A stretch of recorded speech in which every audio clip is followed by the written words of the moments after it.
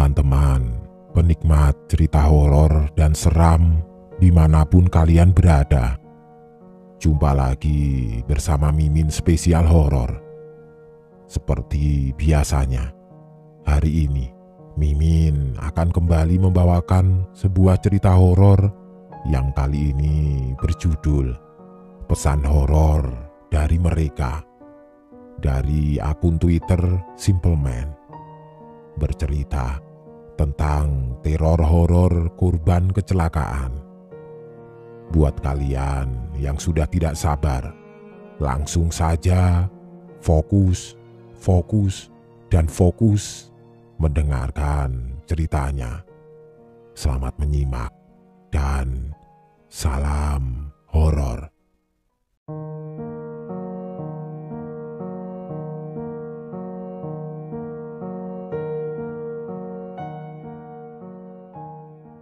Kali ini aku akan menyajikan sebuah cerita yang dulu sempat booming di sekolahku.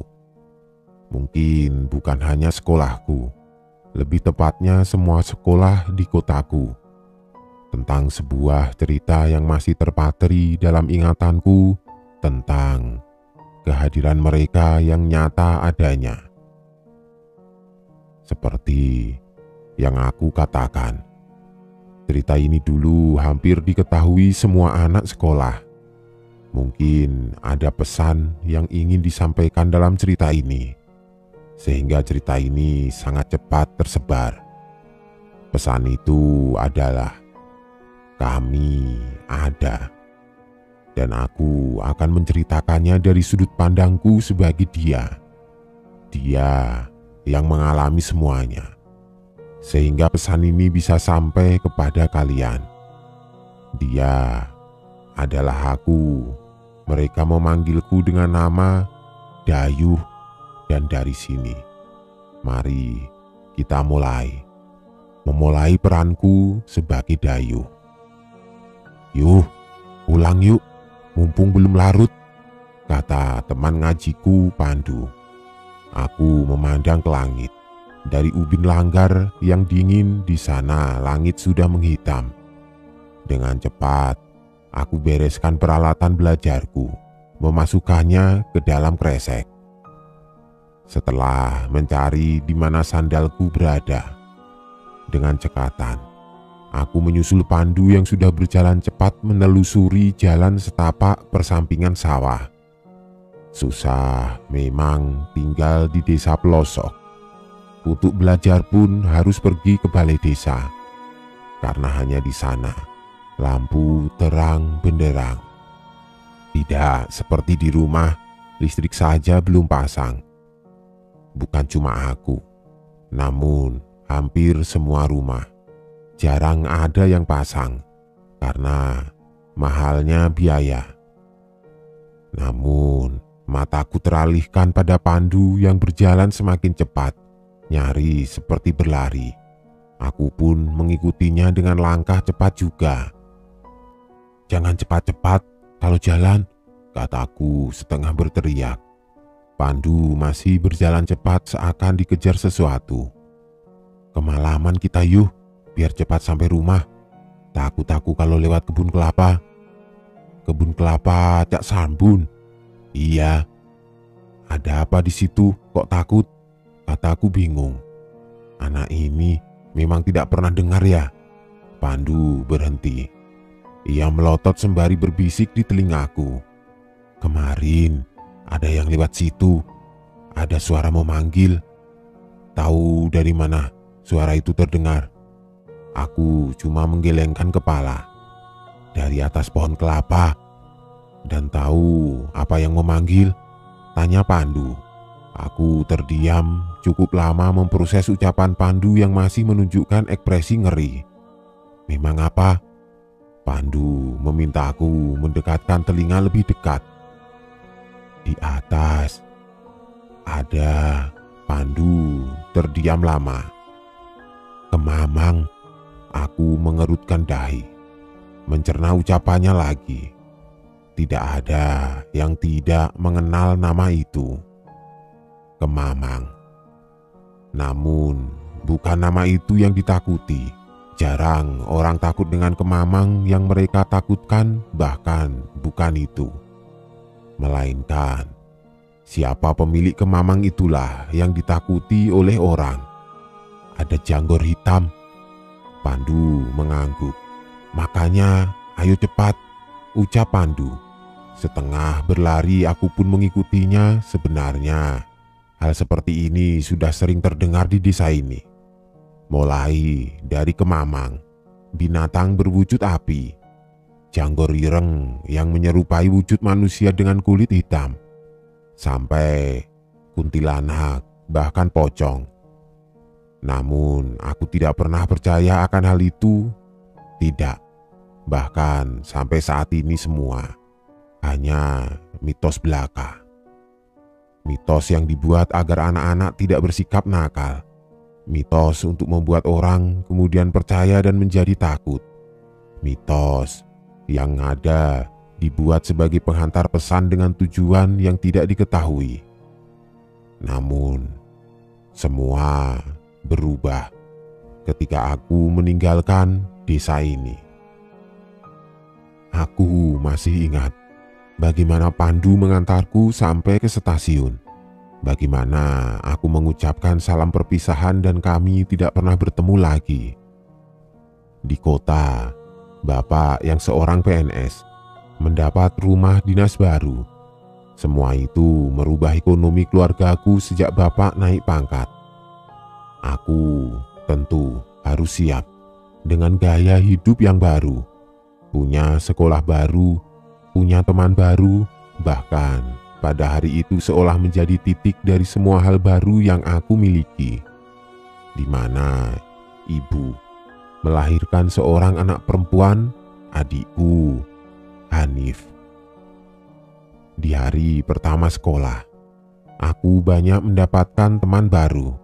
Namun yang paling dekat denganku hanya Tio dan Hendra, dua anak yang kelak akan menjungkir balikkan duniaku. Sampai aku tidak tahu lagi bagaimana biar aku tetap sadar dengan dunia ini. Siang itu, Tio dan Hendra banyak membahas tentang cerita-cerita hantu. Mulai dari penanggalan Jawa atau primbon, sampai ke cerita kuntilanak. Jujur, aku tidak peduli dengan itu.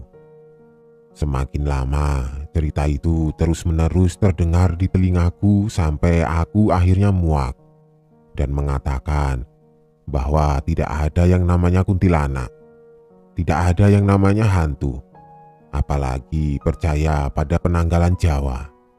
Semua itu hanya mitos. Aku masih ingat, Tio dan Hendra tidak terima, jadi dia menantangku untuk membuktikan. Aku putar pertanyaannya, bagaimana caraku bisa membuktikannya? Entah apa yang aku pikirkan waktu itu. Setelah tiba-tiba Tio dan Hendra mengatakan, "Berani merjur tidak?" Aku tidak paham apa itu merjur, sampai mereka mulai menceritakannya dan aku cuma mengerutkan dahi mendengarnya. Merjur adalah sebuah tindakan di mana kita memeras jeruk nipis di atas darah orang yang meninggal. Terdengar lucu, namun aku menerimanya. Toh itu semua mitos belaka. Aku tanya, di mana bisa mendapatkan darah orang meninggal? Dan tampak dua teman baruku bingung karena waktu itu kami hanyalah anak SMP yang masih terbatas dalam segala hal. Gertakanku setidaknya cukup membuat dua temanku tidak melanjutkan cerita mereka. Tidak sampai saat itu. Sekolah SMP-ku hanya berjarak beberapa meter dari pasar. Tidak jauh dari sana lalu lalang kendaraan besar menjadi pemandangan yang biasa. Seusai bel pulang sekolah, seperti biasa, satpam mengamankan jalan. Tidak ada yang aneh dari semua itu. Kemudian terdengar suara orang menjerit. Ceritanya, membuat seisi pasar heboh dan kemudian tertuju kepadanya, yang tampak syok melihat pemandangan di depannya. Seorang wanita terlindas truk tronton di mana badannya tergilas, hingga kepala si perempuan memutar mengikuti roda. Kejadian itu berlangsung sangat cepat. Namun, sialnya, aku melihat semuanya.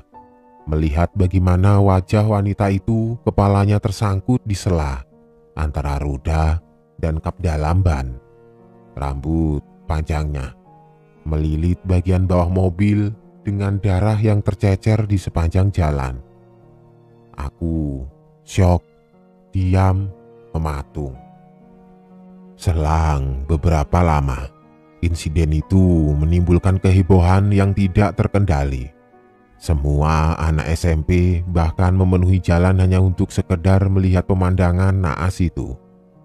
Dan entah bagaimana, Tio dan Hendra menatap ke arahku. Sontak, aku tahu arti tatapan mereka. Aku masih ingat bagaimana aku berdebat bahwa memeras jeruk nipis di darah korban kecelakaan tadi sangat tidak pantas dilakukan. Namun, Tio dan Hendra hanya mengatakan bahwa ucapanku tidak lebih dari ucapan seorang yang takut, seorang pengecut yang tidak mau mengakui bahwa mereka itu ada. Dengan wajah gemas, aku hanya menjawab, "Nanti malam, habis maghrib, aku tunggu kalian di sini." Tio dan Hendra tampak puas mendengar jawabanku. Seperti yang seharusnya, aku datang sesuai janji pertemuan. Di tangan terdapat kantung kresek berisikan jeruk yang aku ambil dari dapur. Tio dan Hendra rupanya sudah menunggu, seakan bahwa pembuktiannya dilakukan malam ini berbekal senter kecil di jalanan lenggang itu. Kami mulai mencari. Korban sudah tidak ada, jalanan pun tampak sudah bersih. Tidak ada bercak darah lagi di sini. Tidak, sampai Tio menunjuk sesuatu yang merah kehitaman. Tanda bahwa ada beberapa bagian jalan yang luput dari pembersihan. Dengan cepat, mereka mulai mengiris jeruk itu memberikannya padaku, yang tiba-tiba mulai ragu. Tatapan Tio dan Hendra adalah tatapan dari teman yang tidak akan pernah aku lupakan, bahkan hingga saat ini. Aku memeras potongan jeruk nipis itu, meneteskannya pada darah kering itu, yang konon mereka percayai bahwa tetesan dari jeruk itu akan membuat rasa sakit teramat sangat, sehingga mereka kelak akan mengejar siapapun yang melakukannya, dan mulai dari sini semua akan dimulai. "Bu, Dayuh pulang. Rumah dinas Bapak memang rumah tua dan mungkin sudah ditinggali oleh banyak keluarga. Setiap malam, teras memang dibiarkan gelap, hanya di pintu Bapak memasang lampu kuning 5 watt. Cahaya lampu itu tidak merubah banyak hal." Aku masih mengetuk pintu, berusaha memanggil ibu. Mungkin ibu sedang di kamar dengan Hanif, adik kecilku yang masih sangat butuh perhatiannya. Tiba-tiba, sekelebat aku merasa ada sosok yang melihatku dari kebun di samping pohon mangga. Sontak, rasa penasaran itu perlahan muncul. Dengan perlahan, aku turun dari anak tangga rumahku yang memang tinggi. Maklum, rumah tua. Aku berdiri tepat di depan rumah, menatap jauh ke sebuah pohon mangga besar yang usianya mungkin puluhan tahun. Aku yakin sekelebat ada seseorang yang mengintip dari balik pohon itu. Tidak mungkin bila itu adalah tetangga, apalagi tamu. Jadi, siapa? kalau bukan orang yang mungkin berniat jahat. "Mbak," kataku. Entah bagaimana kalimat itu yang pertama kali meluncur seakan dari sekelebat pemandangan itu aku yakin yang mengintip adalah sesosok perempuan. "Mbak," lagi aku masih memanggil. Karena tidak ada jawaban, maka aku mendekatinya. Aku berusaha memutar sehingga bisa melihat keseluruhan apa yang ada di balik pohon itu. Dan benar saja, ada seseorang di sana. Ia membelakangiku, terlihat rambut panjang lengkap dengan gaun putihnya.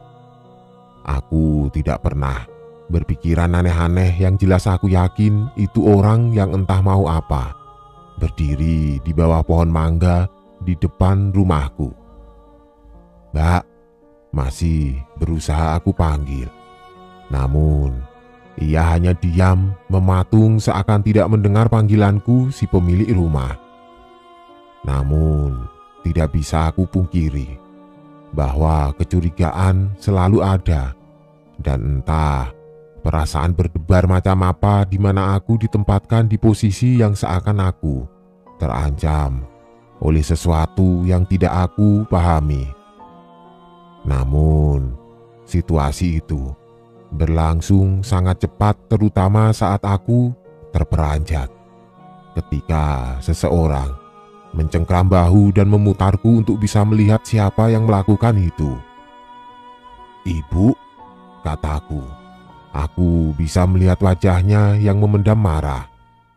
"Dari mana? Kok baru pulang?" Ibu menggendong Hanif yang entah bagaimana ia belum juga tidur, padahal hari sudah selarut ini. "Belajar, Bu, di rumah Hendra." Meski ada tatapan kecurigaan di sana, namun akhirnya beliau percaya. Sejenak ibu menguapkan amarahnya, menyuruhku agar membasuh kaki sebelum pergi tidur. Aku berbalik untuk melihat sosok asing itu dan lenyap. Satu yang tidak akan aku lupakan adalah ucapan ibu malam itu. "Loh, anakku Hanif kok sudah tidak nangis lagi? Padahal tadi nangis terus loh." Tatapan Hanif tertuju pada pohon mangga itu. "Sudah sholat Isya? Kamu sholat, lalu habis itu tidur," kata ibu setelah ia menutup pintu rumah. "Iya, Bu. Meski malas, aku menuju kamar mandi berwudu, kemudian masuk ke dalam kamar. Lampu sudah dimatikan. Aku menghempas sajadah dan bersiap menunaikan kewajibanku. Sampai deritan almari selalu membuyarkan niat sholatku. Aku batalkan dan mengganjalnya dengan kursi, namun suara deritan itu terdengar lagi dan lagi, membuatku merasa tidak sendiri. Suasana malam itu terasa asing. Aku biasa membiarkan lampu dimatikan, namun untuk kali ini seperti itu menjadi hal yang mengganggu. Aku pastikan tidak ada apapun. Menyalakan lampu dan melanjutkan sholatku yang terganggu. Namun baru mengucap basmalah, lampu tiba-tiba mati.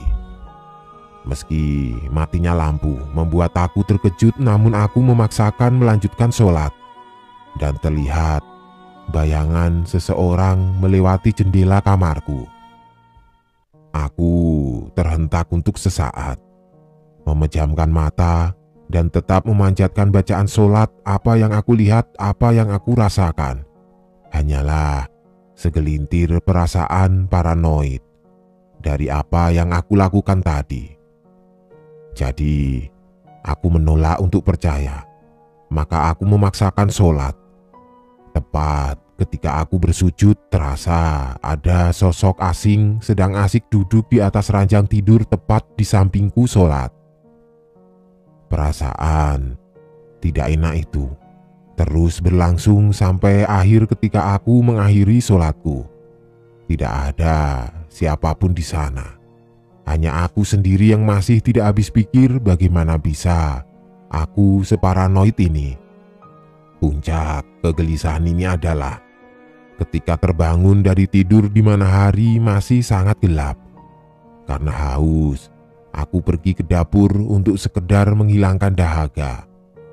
Manakala aku melangkah keluar dari kamar, aku bisa mendengar suara Hanif yang tengah tertawa. Kenapa ia masih belum tidur? Suaranya terdengar dari ruang tengah. Kamar ibu dan bapak tepat di samping ruang tengah. Aku mencoba meyakinkan bahwa ibu dan Hanif masih sama-sama terjaga. Mungkin inilah susahnya merawat bayi mungil yang masih membutuhkan perhatian lebih. Namun, semakin lama suara Hanif semakin tipis. Seakan ia dibawa menjauh dari tempatku berdiri. Aku pun pergi untuk mengecek apa yang terjadi. Baru beberapa langkah, aku terhenti saat melihat Hanif terduduk tepat di antara ruang tengah dan ruang bagian dalam. Hanif duduk dengan wajah sumringah. Anehnya, tidak ada ibu di sana. Bagaimana bayi kecil ini bisa sampai ke sini? Mulai dari sini, aku akan ambil alih sudut pandang orang ketiga karena ini bukan cerita pengalamanku. Aku sangat kesulitan menjadi seorang dayuh. Apalagi aku bukan dayuh. Selain itu, cerita ini juga dulu dikenal bukan hanya dayuh yang menjadi fokus cerita, melainkan tokoh lain. Jadi, mari kita lanjutkan ceritanya. Serius, kamu tidak ada kejadian yang aneh-aneh waktu di rumahmu? Tanya Hendra. Tatapannya menyelidik, Dayu hanya mengangguk. Tidak ada. Tio dan Hendra tampak tidak puas. Namun, apa yang bisa mereka lakukan bila memang Dayu tidak percaya dengan hal semacam itu? Nanti main ke rumahmu ya. Katanya rumahmu itu rumah dinas ya. Berarti rumahmu pasti rumah tua, kata Tio. Dayu mencoba memahami ucapan Tio. Meski Dayu tahu dua temannya sedang merencanakan sesuatu. Namun, bila rencana mereka untuk membuat Dayu percaya dengan hal semacam itu, maka itu tidak akan pernah berhasil, pikir Dayu. Main saja kalau mau main, kata Dayu. Siang itu, dua temannya benar-benar datang ke rumah Dayu. Mereka memarkirkan sepedanya di samping rumah dekat dengan pohon mangga, di samping pekarangan. Sudah lama mereka berteman, namun ini pertama kalinya mereka berkunjung ke rumah Dayu. Rumah dinas tua yang sudah dikenal semua orang di kota ini, karena hampir semua rumah di lingkungan itu milik pegawai negeri. Sangat mudah dikenali, karena bangunannya serta pekarangan luasnya yang megah dengan sentuhan sejarah kental. Tio dan Hendra tidak berhenti melihat-lihat apa yang ada di sana.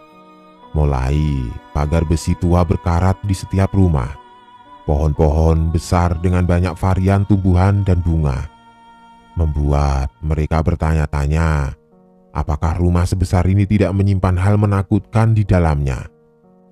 Terlebih, bangunan rumah ini besar-besar, dengan atap setinggi rumah kompeni peninggalan Belanda. Ayo, masuk, ibu tadi sudah masak, kata Dayu. Tio dan Hendra masuk. Mereka langsung disambut dekorasi unik yang tidak pernah mereka lihat di rumahnya.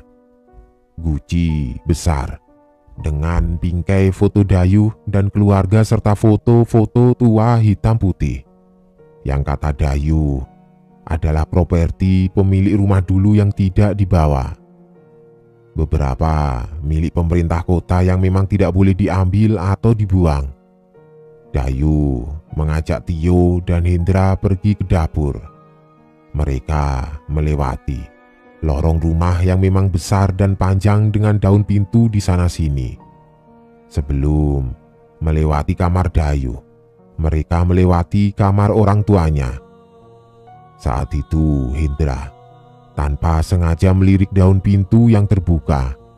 Di sana Ia melihat seorang wanita membelakanginya tanpa asik dengan menyisir rambutnya yang hitam dan panjang.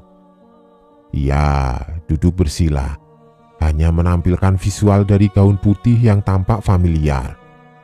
Beberapa saat ia melongo, ada segaris ingatan seperti Hendra pernah melihatnya.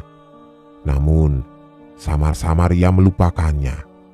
Maksud hati ingin bertanya, namun keinginan itu meluap begitu saja. Di dapur, mereka melahap sambal tomat dengan jeruk nipis. Berlaukan tahu dan tempe cukup menghilangkan lapar mereka. "Ibu kemana?" tanya Tio. "Bu," kata Dayu, "paling di rumah tetangga. Sebentar lagi juga akan pulang." "Yuh, kok tidak bilang kalau kamu punya kakak perempuan?" tanya Hendra. Dayu terdiam sebelum mencoba mencerna kalimat Hendra sebelum mengatakan, "Aku tidak punya kok, kan aku anak pertama." "Lah, terus yang ada di kamar depan siapa? Pembantu kamu kah?"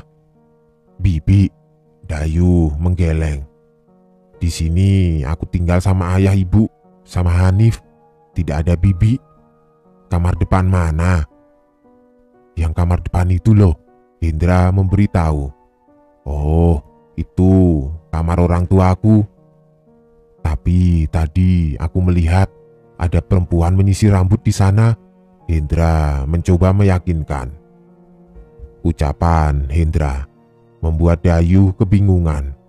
Bila itu yang Hendra inginkan membuat takut dirinya dengan hal semacam itu tidak akan menggoyahkan Dayu.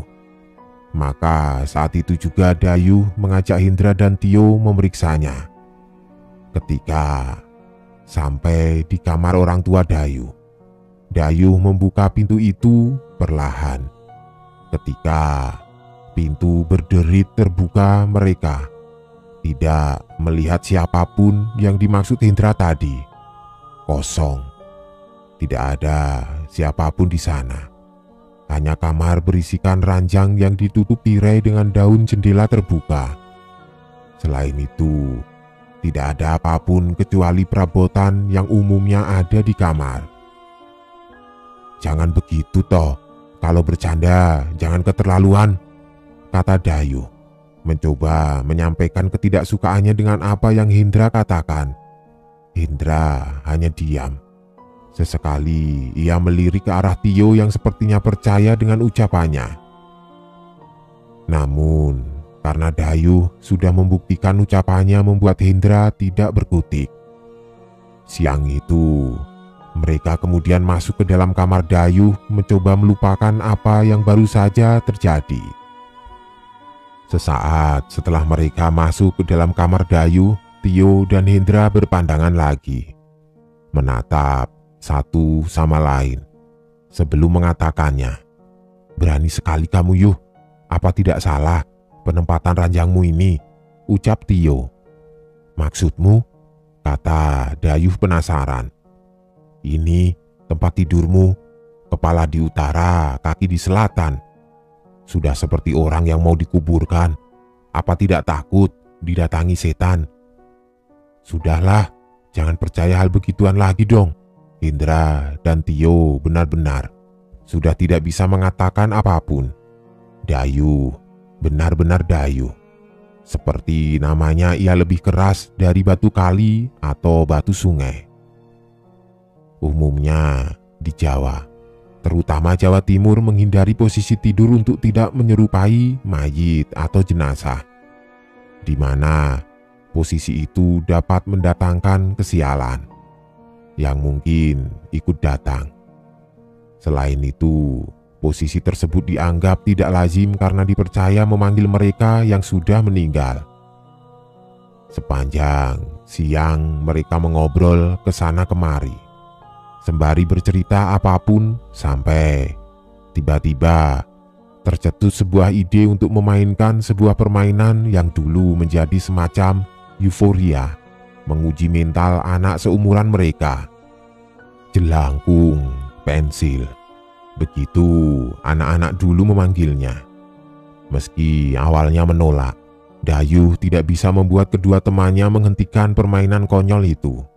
Bahkan, sebegitu terkenalnya permainan itu, sampai Dayuh tahu cara memainkannya yang nyaris seperti bagaimana jelangkung dimainkan, meski dengan beberapa media yang berbeda. Hendra sudah selesai menulis huruf abjad A sampai Z, menuliskan angka 0 sampai 9, dan terakhir dengan sentuhan gambar titik awal pensil diletakkan di media kertas. Tio memastikan pintu dan jendela ditutup.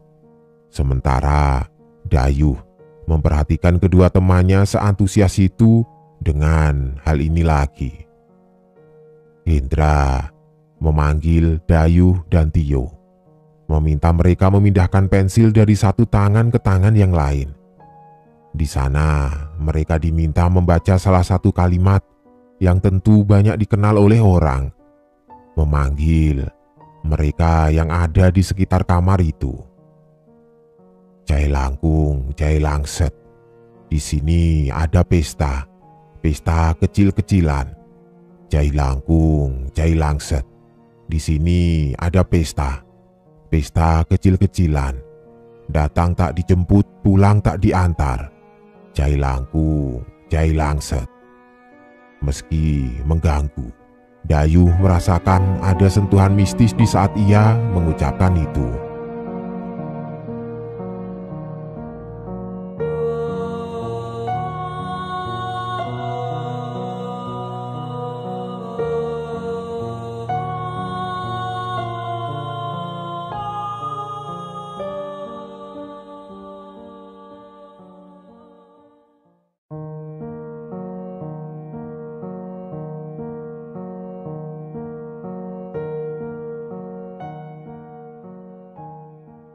Jai langkung, jai langset.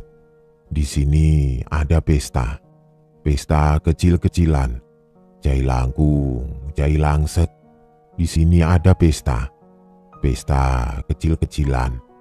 Datang tidak dijemput, pulang tidak diantar.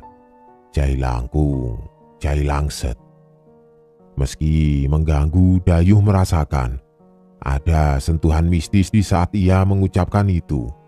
Seperti intensitas seakan di dalam kamar itu tidak lagi hanya ada mereka bertiga. Anehnya, pensil berhenti tepat di tangan Hendra, sehingga Dayuh dan Tiolah yang berhak mengajukan pertanyaan pada Hendra. Di sana, ia akan berpura-pura menjadi tangan kanan dari mereka yang bersedia. "Ayo, silakan bertanya," kata Hendra yang sudah menempelkan pensil pada media kertas itu. Peraturannya adalah Hendra tidak boleh mengangkat pensil itu dari permukaan kertas. Ia hanya boleh menggores kertas itu dengan coretan dan membentuk kalimat yang dipertanyakan. Meski Dayuh merasa Hendra berpura-pura berperan seakan ia benar-benar digerakkan oleh kekuatan yang tidak terlihat, namun cara Hendra memainkan peranannya benar-benar luar biasa. Tangannya gemetar seakan menunggu pertanyaan. "Permisi," kata Tio. "Apakah di sini ada yang bersedia bermain dengan kami?" Hendra menatap Tio dan dengan perlahan tangannya bergerak menggores pensil dan melingkari satu kalimat dari dua kalimat yang tersedia di media kertas. Iya, Dayuh hanya memperhatikan. Dia masih belum bisa percaya sepenuhnya apakah harus sejauh ini bagi kedua temannya untuk membuat ia harus percaya dengan hal semacam ini. Namun tatapan Hendra seakan ia benar-benar serius dengan permainan ini. "Nama kamu siapa?" tanya Tio. Hendra kemudian menggerakkan pensil, ia melingkari beberapa huruf membentuk sebuah nama terang. Sulastri. Dayuh yang melihat itu tampak curiga, seakan Tio dan Hendra sudah merencanakannya. "Bagaimana kamu bisa meninggal?" tanya Tio kembali. Meski menolak, namun Dayuh penasaran dengan gerak tangan Hendra. Ia mengikuti setiap huruf yang dilingkari oleh Hendra, menyusunnya sehingga membentuk sebuah kalimat kecelakaan. "Kamu meninggal karena kecelakaan?" Hendra menjawab. "Iya." Dayu yang mulai tertarik kemudian mencoba mengajukan pertanyaan itu. "Kecelakaan seperti apa yang menimpa kamu?" Dengan cepat Hendra melingkari huruf-huruf tersebut dan itu membuat Tio tampak menegang saat melihatnya.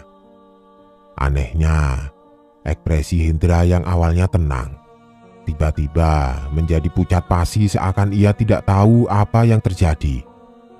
Digilas sebuah truk. Dalam sesaat, serangan rasa sakit di kepala Dayu tiba-tiba terasa. Seakan ia salah membaca kalimat itu.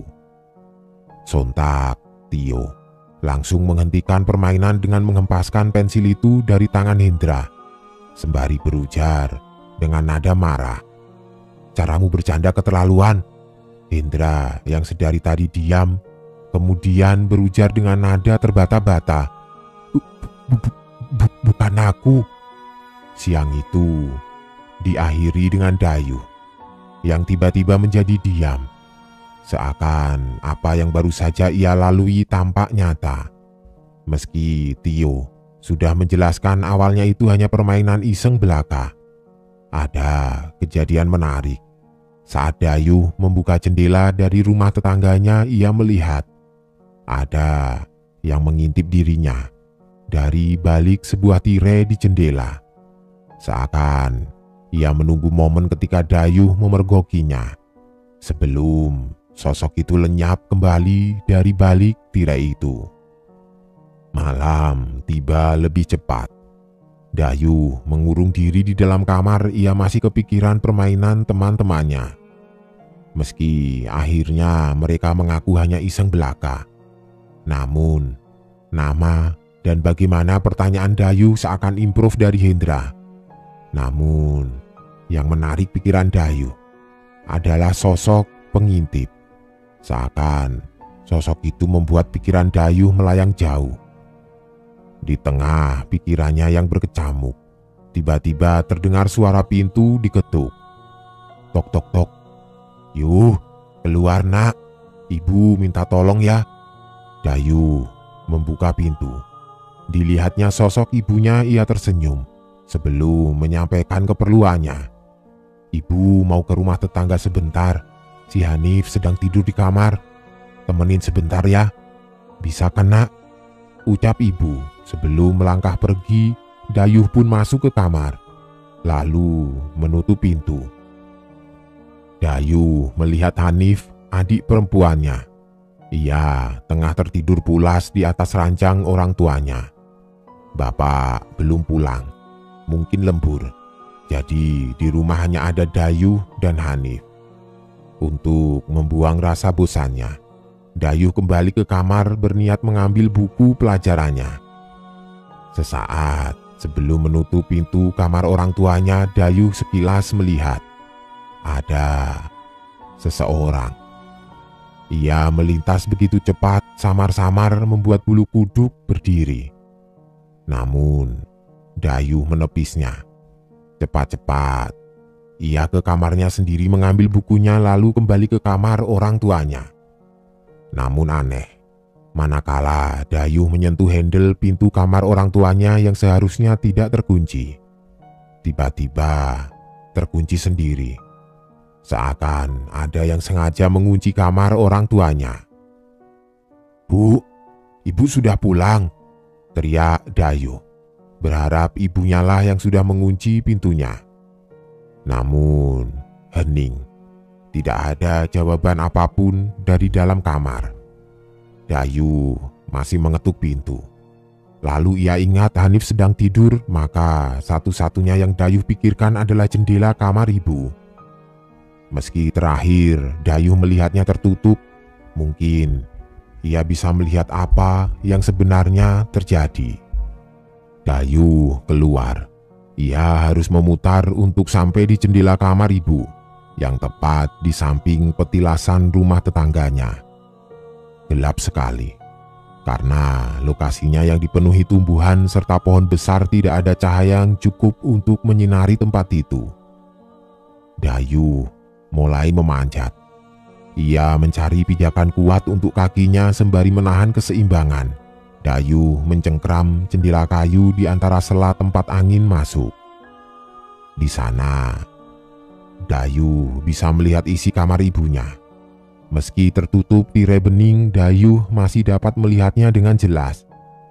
Ia melihat Hanif. Hanif terbangun. Ia tertawa layaknya bayi kecil yang sedang dikudang atau dihibur. Tangan Hanif berusaha entah meraih apa. Suara cekikikan Hanif membuat Dayu bingung. Sementara di tempat lain, Dayu tidak melihat satupun orang lain di sana. Sampai sudut mata Dayu melihatnya. Di meja rias milik ibunya ada sebuah cermin. Di sana, dari pantulan cermin tepat di depan Dayu, ada sosok berdiri. Seorang perempuan dengan gaun putih berdiri melihat Hanif. Wajahnya tertutup rambut panjang, ia hanya berdiri saja di sana. Sebelum kepalanya berputar 180 derajat. Hal itu membuat Dayu tersentak. Sebelum kehilangan keseimbangannya, ia jatuh terjerembab. Seakan tidak percaya atas apa yang ia lihat. Sontak Dayu langsung berlari, ia harus masuk ke kamar. Firasatnya tidak enak dengan adiknya. Tetapi belum masuk ke rumah, Dayu melihat ibunya. "Kamu dari mana, Yuh? Kan ibu suruh jaga Hanif," tanya ibunya, wajahnya bingung. "Hanif, Bu, ada orang di kamar Hanif," kata Dayu. Ucapan Dayu membuat ibu panik. Mereka langsung menuju kamar. Belum sempat Dayu mengatakan pintu terkunci, tapi pintu terbuka setelah ibu membukanya. Dayu berjalan masuk ke kamar. Tubuhnya masih gemetar bila mengingat apa yang baru saja menimpanya. Ia melihat ibu menggendong Hanif yang tengah tertidur pulas. Ibu pun bertanya kepada Dayu, "Mana? Tidak ada siapapun di sini." "Kamu alasan ya, biar ibu tidak marah." Dayu hanya menunduk. Dayu kembali ke kamar. Masih terbayang jelas sosok itu meski hanya dari pantulan cermin meja rias. Ia yakin matanya tidak salah menangkapnya. Meski sulit Dayu memejamkan matanya, ia larut dalam mimpinya. Sebelum pagi menyambut dari tidur lelapnya. "Kenapa, Yuh? Diam saja dari tadi," kata Indra di sekolah. "Tidak apa-apa." Dayu masih bingung. Haruskah ia bercerita kejadian semalam? "Waktu kamu pura-pura kemarin, itu beneran kamu sengaja nulis kalau meninggalnya sama seperti mbak yang kita kerjain itu, dan namanya juga?" Indra mengangguk. "Sulastri, dapat dari mana nama itu?" tanya Dayu. Indra hanya menatap Dayu. Ia melihat sorot mata berubah seakan penasaran. "Tidak tahu, tiba-tiba nyebut nama itu saja. Tidak ada rencana juga pakai nama itu." "Kenapa memangnya?" tanya Indra. "Tidak apa-apa," ucap Dayu sebelum pergi. Dayu baru pulang dari sekolah. Ia mencari di mana ibu dan Hanif. Namun tidak ditemukan juga keberadaan mereka. Manakala Dayu baru saja merebahkan tubuhnya, ia mendengar seseorang mengetuk pintunya. Tok tok tok. Dayu menunggu. Bila itu ibu, pasti ia akan memanggilnya. Namun tidak ada suara panggilan apapun, hanya ketukan pintu secara terus-menerus. Membuat Dayu kehilangan kesabaran. "Ibu," hening. Pintu terus-menerus diketuk, seakan sengaja ingin membuat Dayu marah. Dengan gusar, Dayu membuka pintu kamarnya. Sepi. Tidak ada orang di sini. Takut bercampur bingung mulai Dayuh rasakan. Maka dengan lelah ia menuju ranjang tidurnya, membiarkan pintunya terbuka begitu saja agar ia tahu sesiapa yang sedang mengerjainya. Namun baru saja Dayuh merebahkan badannya, ia tanpa sengaja menemukan berhelai-helai rambut panjang tersebar di atas ranjangnya. Seakan ada yang baru saja meniduri ranjangnya. Tidak ada yang punya rambut sepanjang ini. Rambut ibu tidak sepanjang ini. Dayuh melihatnya dengan seksama. Perasaannya semakin tidak enak sebelum ia melihat noda bercak darah di bantalnya. Dayuh mulai bimbang. Apakah ada hubungannya dengan perbuatannya tempo hari? Siang itu juga Dayuh pergi ke rumah Hendra. Kebetulan Hendra ada di rumah. Melihat Dayuh datang dengan sepedanya membuat Hendra penasaran. Dayuh menunjukkan hasil temuannya pun dengan pengalamannya kemarin malam. Hendra yang mendengarnya awalnya tidak percaya, seakan Dayuh sedang berusaha mengerjainya. Namun setelah ia melihat rambut yang Dayuh tunjukkan, Hendra mengatakan, "Apa ini rambut Mbak yang meninggal itu? Iya kan? Terus bagaimana?" Dayuh bertanya. Ini ia mulai bingung dengan prinsipnya sendiri. "Aku tidak tahu, Yuh. Tak kira ini juga cuma mitos. Tapi setauku, dia pasti ngikutin kamu." "Ngikutin bagaimana?" Dayuh bertanya. "Ya seperti semacam marah sama kamu. Jadi dia terus gangguin kamu. Tapi aneh loh. Apa dia tidak ngikutin kamu sebenarnya? Tapi menetap gitu di rumahmu? Toh kamu cuma merasa dia ada kalau di rumahmu kan?" Hendra tiba-tiba teringat. "Ingat kemarin waktu aku tanya, apa kamu punya mbak? Apa itu dia? Dan ngapain dia di kamar orang tuamu?" Dayuh terdiam, berpikir, lalu mengucap, "Hanif." Saat itu juga Dayuh pergi. Ia sekarang tahu sesuatu, tapi bagaimana ia akan mengatakannya? Di rumah, Dayuh melihat ibu sedang menimang Hanif di atas teras. Ia tidak tahu bagaimana akan mengatakannya pada ibu atas apa yang ia lakukan. Tepat ketika Dayuh duduk dan ibu melihatnya, tiba-tiba ibu mengatakan sesuatu kepada Dayuh. "Adikmu ini tiap tak bawa ke rumah tetangga selalu nangis, tapi begitu di rumah tidak nangis lagi." Dayuh yang mendengarnya tidak tahu harus berkomentar apa sampai seorang datang dan bertamu di rumahnya. Rupanya tetangga tempat ibu biasa datang kini ganti berkunjung ke rumah Dayuh. Ibu langsung menyambutnya, mengenalkannya kepada Dayuh. Ia adalah seorang wanita parubaya, pensiunan yang sudah lama tinggal di samping rumah Dayuh. Selama ini, beliau lebih sering menghabiskan waktu di rumah karena masalah kakinya yang sudah tidak sanggup berjalan jauh.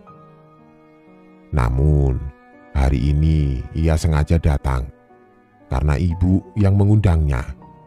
"Ini yang namanya Dayuh. Saya sering lihat kamu loh, Nak. Sebenarnya ingin tak sapa, tapi takut.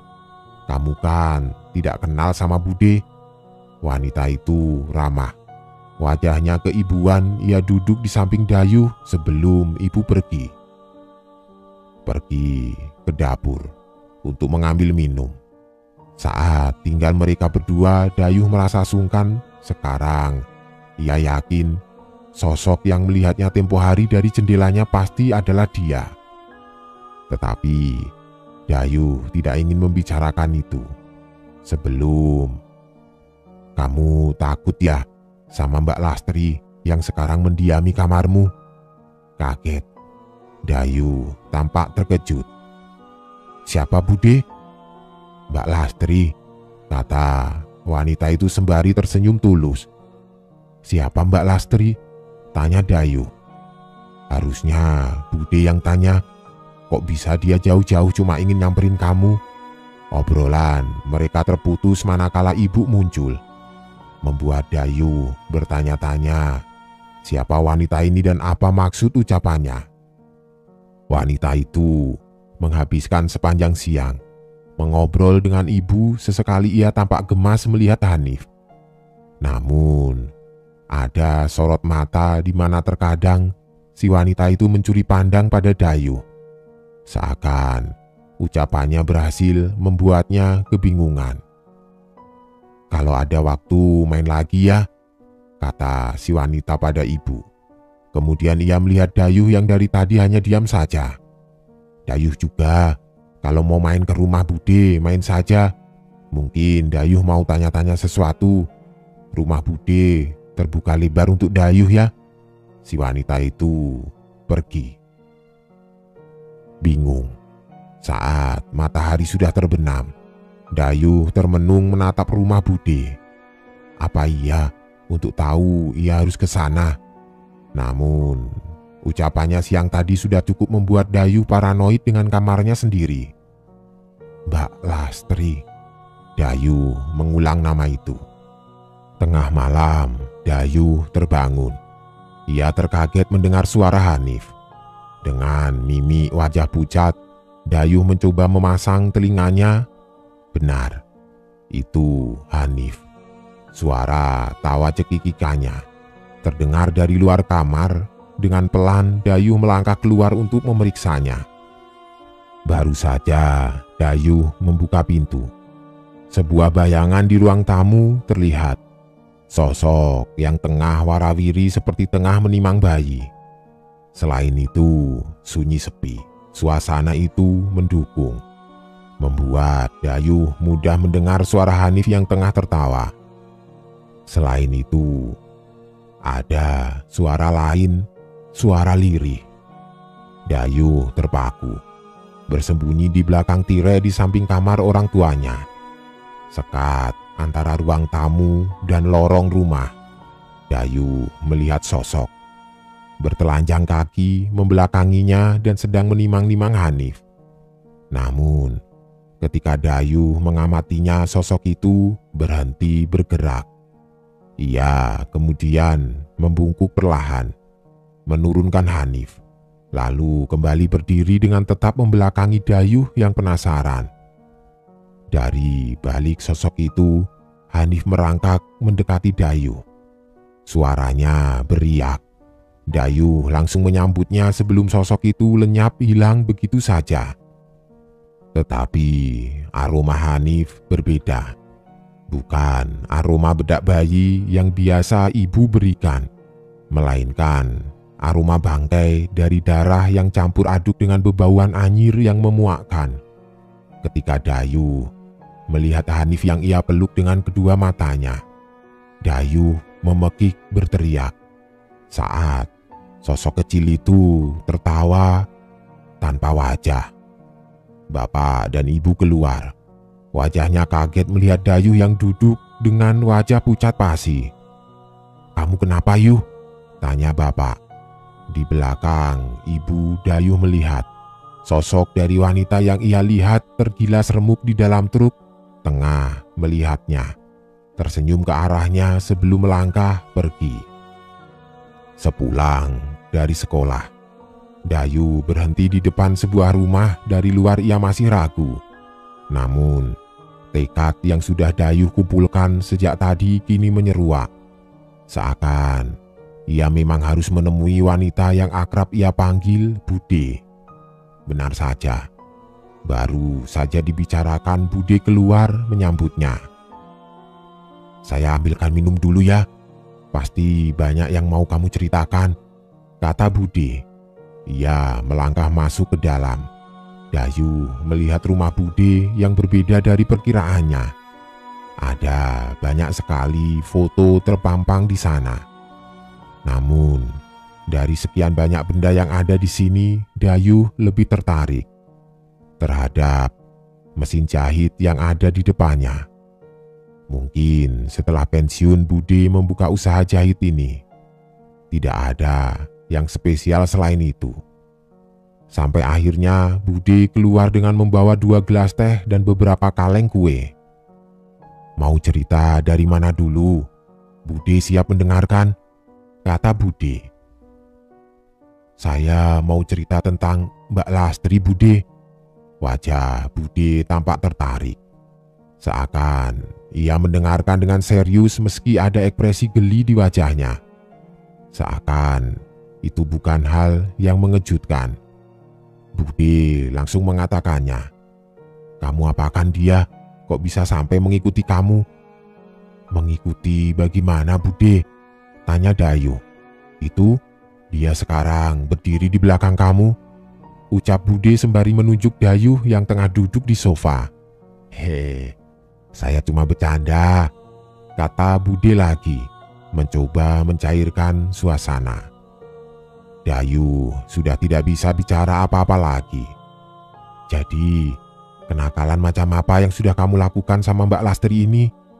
Sampai ia tidak ikhlas untuk pergi dan malah mengikuti Hanif." Dayu pun menceritakan semua. Mulai dari kronologi kecelakaan sampai malam ketika ia melakukan tindakan gegabah itu. Hanya karena termakan ucapan teman-temannya. "Dayu, mau ngomong sama Mbak Lastri?" tanya Bude tiba-tiba. "Bagaimana caranya, Bude?" "Bisa, kita cari makamnya. Tapi sebelum itu, Dayu minta maaf dulu ya. Biar saya panggil dulu." Bude masih duduk. Ia menatap Dayu sebelum perlahan Bude membuka kacamata beliau. Ia meletakkannya kemudian tertidur. Dayu tidak tahu apa yang terjadi selanjutnya. Karena Bude tertidur pulas di hadapan Dayu. Seakan ia tiba-tiba lenyap begitu saja. Sebelum Bude terbangun kemudian menangis. Suaranya begitu memilukan. Sorot matanya merunduk lalu Bude mengatakannya. "Namaku Lastri." Suara Bude sangat berbeda. Seperti kepribadian lain yang bicara. Ia tidak menatap Dayu sedikit pun. Mbak Lastri," kata Dayu. Nada suaranya gemetar, bulu kuduknya merinding. Berkali-kali Dayu sampai memindahkan posisi duduknya. "Tidak usah takut. Saya ikutin kamu, tidak ada maksud mencelakai lagi," katanya. "Saya hanya sedih. Kenapa kamu bisa-bisanya melakukan itu? Hal yang tidak pantas dilakukan terhadap mereka yang seharusnya sudah terputus dari dunia." Dayu masih diam. "Seharusnya hanya menunggu beberapa bulan lagi. Saya punya anak. Tapi ternyata nasib saya tidak sebaik itu. Kamu tidak perlu minta maaf lagi. Saya juga akan pergi dengan sendirinya. Sampaikan saja pesanku ini. Kalau bertemu keluarga saya nanti. Saya pamit." Bude kembali tidur. Sesaat setelah Bude terbangun, ia melihat Dayu tampak syok. Tidak banyak yang dibicarakan setelah itu. Namun Bude mengatakannya. "Anak saya sudah tahu di mana almarhumah dikuburkan. Besok ajak temanmu ikut. Kita minta maaf sama-sama. Sementara biarkan beliau melihat adikmu. Jadikan pelajaran saja. Tidak etis memperlakukan seseorang yang sudah meninggal dengan melakukan hal semacam itu. Mereka sudah terputus dari tugas di dunia. Mereka masih pantas dihormati oleh yang masih hidup. Kasih tahu temanmu juga. Kalau mereka ingin melihat pocong, suruh nemuin Bude. Nanti tak tunjukin di mana bisa lihat pocong. Biar temanmu tidak cari-cari lagi makhluk seperti itu. Paham ya, Dayu?" Dayu pergi pulang. Ia sekarang tahu siapa sosok yang ia lihat tadi. Mungkin sosok menyerupai Hanif. Adalah janin yang seharusnya lahir dari rahim Mbak Lastri. Namun, ia gagal lahir ke dunia. Dan parahnya, Dayu malah menabur garam di luka Mbak Lastri. Keesokan harinya, Dayuh mengajak Hendra dan Tio menemui Bude dan mereka pergi ke makam Lastri. Cerita ini dulu sempat jadi perdebatan. Ada yang bilang ini pengalaman dari anak SMP X. Ada yang mengatakan ini pengalaman dari anak SMP Y. Namun, dari mana sumber cerita ini berasal? Ada pelajaran yang bisa dipetik. Bahwasanya penting bagi kita untuk memperlakukan mereka yang sudah meninggal dengan cara yang terhormat, tanpa harus melakukan hal-hal yang bisa mendatangkan karma dan sejenisnya. Aku berharap kita tetap mengutamakan kebijakan serta kebajikan dalam menyikapi segala peristiwa di sekeliling kita.